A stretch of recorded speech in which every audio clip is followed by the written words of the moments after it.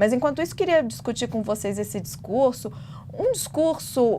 Donald Trump está recebendo uma posse presidencial dos adversários e fez um discurso absolutamente de candidato, repetindo todos os seus motes de campanha, um discurso que teve espaço para a homofobia, quando ele diz que agora é política dos Estados Unidos, só tem 2 gêneros, masculino ou feminino, um discurso com espaço para negacionismo científico, um discurso de ataque ao governo anterior, dizendo que o sistema de saúde americano é horrível, o sistema de educação é péssimo, apesar da presença ali, né, de Joe, é isso mesmo, ela canta a música agora, uma música que já foi aí interpretada por Elvis Presley, Frank Sinatra, todos os vários ícones aí americanos. Deixa eu só perguntar para a produção, a gente vai ouvir um pouquinho ou a gente segue na nossa análise? Quem me orienta? A gente segue na análise, gente, só para vocês saberem, esse aí é um momento marcante onde ela canta essa música, America the Beautiful. Mas seguindo aqui na análise, Donald Trump ele recebe dos candidatos, recebe dos seus antecessores e dos Estados Unidos uma posse presidencial, uma posse cheia de simbologia que o legitima e responde com um discurso absolutamente partidário e de candidato. Um discurso com espaço para homofobia, um discurso com espaço para negacionismo científico e um discurso repleto de ataques ao governo anterior, ataques apesar da presença de Biden e de Kamala. E o mote dele, professora, é: a era de ouro dos Estados Unidos começa hoje, o declínio da América chegou ao fim. Que funciona, porque ele ganhou a eleição, mas ele consegue entregar isso em 4 anos? Depende do que a gente entende por o fim do declínio da América se encerrou nesse momento. Para mim, me parece que é o início, enfim, na verdade, é o início do fim do declínio da América, né? Com todas essas questões que você mesmo colocou, Raquel, com espaço para homofobia, com espaço para uma série de ataques, negacionismo científico, com espaço também para criticar toda uma discussão importante nos Estados Unidos que enfatizam o quanto a sociedade norte-americana ela é preconceituosa, ela é racista. Quando ele fala de união, ele fala de união no sentido de estabelecer que essa história ela precisa ser esquecida. E quando a gente esquece essa história, a gente promove a unidade, digamos assim, que é o que ele coloca que vai fazer, promove a unidade a partir do reforço de certas hierarquias sociais, de classe, raciais. Então, para mim, é o início do fim do declínio da América. E não só em relação a isso, mas eu acho que é um governo que quer deixar bem claro, do ponto de vista internacional, que existe na política internacional uma relação de hierarquia e de submissão dos demais países em relação aos Estados Unidos.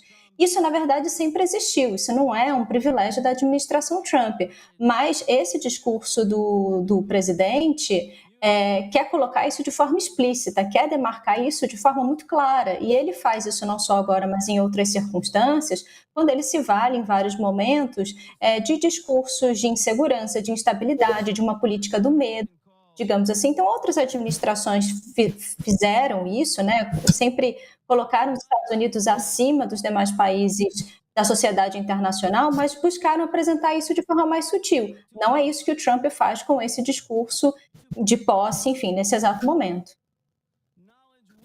Coisa que também me chamou a atenção, quando ele fala dos decretos que ele vai assinar, das ordens executivas, ele menciona: vou assinar uma declaração de emergência, deixa eu até pegar aqui que eu anotei, de uma declaração de emergência nacional na fronteira ao sul, se referindo à imigração. Vou assinar uma declaração de emergência nacional sobre a energia. Nós vamos procurar petróleo onde ele estiver. Tem um determinado momento em que ele também fala, né? Nós vamos apostar e vamos chegar em Marte. A TV até mostra um risinho do Elon Musk. Mas quando o meu ponto é, quando ele menciona os decretos, ele fala em coisas muito vagas. Ele diz declaração de emergência nacional. Ele não diz, vou expulsar tantos imigrantes em tal cidade. Ele não fala, ele fala, vou aumentar tarifas, nós vamos voltar a produzir carros, mas ele não comenta, vou subir em 25% as tarifas do Canadá e do México a partir de hoje. Temos que aguardar um pouco para ver o que realmente vai acontecer, mas pelo discurso de posse, aqui neste momento, me pareceu tudo muito retórico, ladrando muito, gritando muito e ainda fazendo muito pouco. Isso é estratégico. É estratégico. Perdão, no professor, sentido só um minutinho. Estou levando essa pergunta para o Josias, depois volto com a senhora. Perdão. Muito rapidinho.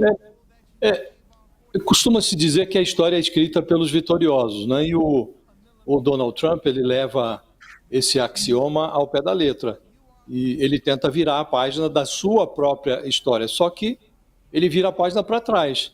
Ele se apresenta como tudo aquilo que ele, na prática, não representa, né? Ele fala que a América está unificada. Sabemos todos que ele venceu a eleição por uma pequena diferença de votos, né? E há uma divisão acentuada na sociedade americana, né?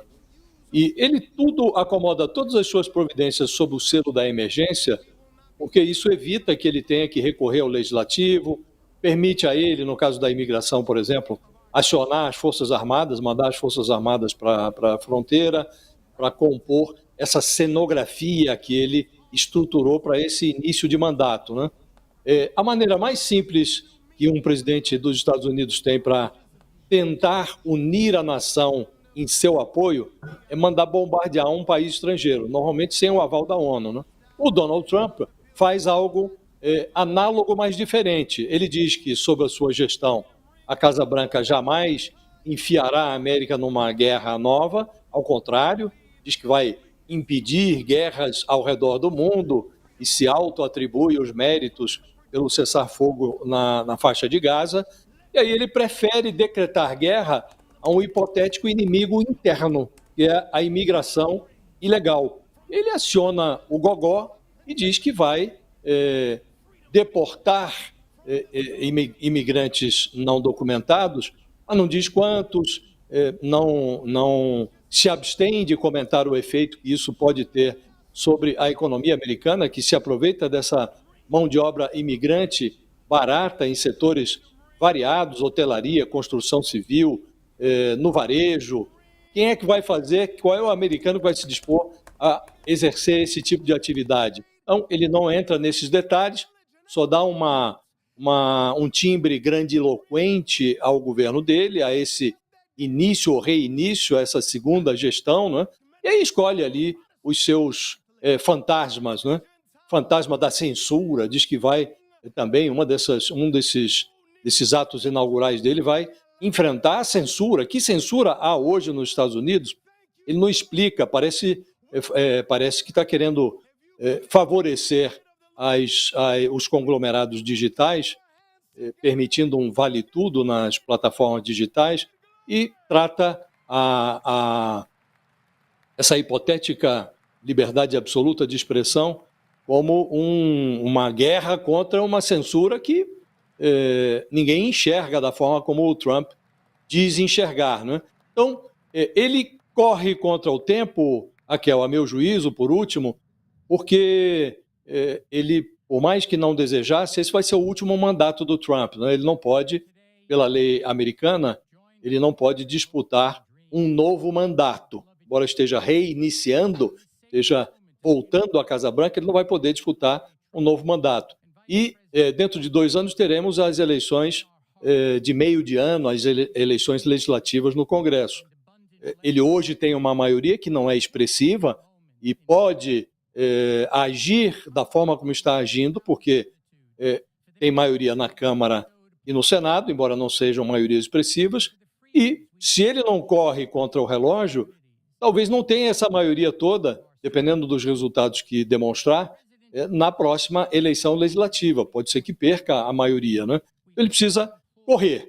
E está correndo, como disse, tentando reescrever a história, tentando virar a página da sua própria história para trás. encaminhando para os momentos finais da cerimônia de posse de Trump. Vocês acompanham ali, está tendo uma bênção final da cerimônia. Aí depois teremos o encerramento, Joe Biden sai da Casa Branca. Professora, queria trazer para a sua análise a frase homofóbica de Trump. Ele diz o seguinte, em determinado momento do discurso: a partir de agora, vai ser a política dos Estados Unidos que só existem 2 gêneros, masculino e feminino. Ele pode simplesmente decretar isso e acabar com toda a comunidade LGBTQIA+, mudar as leis do país. Que tipo de retórica é essa? Claro que não. Essas pessoas não vão simplesmente deixar de existir pela vontade do presidente. Antes de mencionar esse ponto, Raquel, só aproveitando o gancho da questão anterior, e aproveitando também o gancho do Josias, o Trump, ele cria espantalhos para vender soluções, né? Em relação à questão da imigração, eu concordo com você que existe muita retórica, mas se eu entendi corretamente o discurso dele, quando ele retoma uma lei, que é a Lei 1798, se eu não me engano, que foi a lei que ele mencionou no discurso dele, ele está fazendo referência a uma lei que se chama Alien Enemies Act, que é uma lei que só pode ser utilizada em tempos de guerra, em que essa lei permite que o presidente expulse imigrantes sem qualquer tipo de audiência e com base apenas no país de nascimento ou de cidadania. Então, assim, aqui nessa parte do discurso, mais uma vez, se eu tiver entendido corretamente esse ponto, existe já um indicativo mais claro de como pode ser que o Trump venha a operacionalizar essa expulsão em massa de imigrantes nos Estados Unidos. E a gente sabe que, recentemente, durante o primeiro mandato do presidente Trump, houve uma radicalização muito forte dos setores de segurança dos Estados Unidos, principalmente uma radicalização muito grande das Forças Armadas. Nos Estados Unidos, as Forças Armadas elas não podem ser utilizadas internamente no território nacional, mas a partir do momento em que o Trump coloca que as Forças Armadas vão ser fortalecidas para vencer os inimigos norte-americanos e indica que os principais inimigos norte-americanos são inimigos internos, como o Josias mesmo comentou, as Forças Armadas, pode haver aí qualquer um tipo de reorganização, um tipo de revisão das leis norte-americanas para justificar o uso interno das Forças Armadas. Mas voltando para o seu ponto, Raquel, essa fala que o Trump, essa fala homofóbica do Trump, já é uma fala de campanha, né? O próprio Pete Hegseth, que foi a nomeação do Trump para secretário de Defesa, disse que quer livrar as Forças Armadas dos Estados Unidos de generais que promovam políticas progressistas de diversidade entre os soldados. Mais uma vez, ele não pode, enfim, ele não tem condições de fazer com que essas pessoas não existam nos Estados Unidos, mas ele pode tornar a vida dessa comunidade muito mais difícil no sentido dos cargos e dos espaços que essas pessoas podem acessar, como, por exemplo, as Forças Armadas, que, enfim, é um espaço de socialização, é um espaço que faz parte da sociedade norte-americana. Josias, vou trazer a mesma questão para você, né? De novo a frase dele. Vai ser a política dos Estados Unidos que só existem 2 gêneros,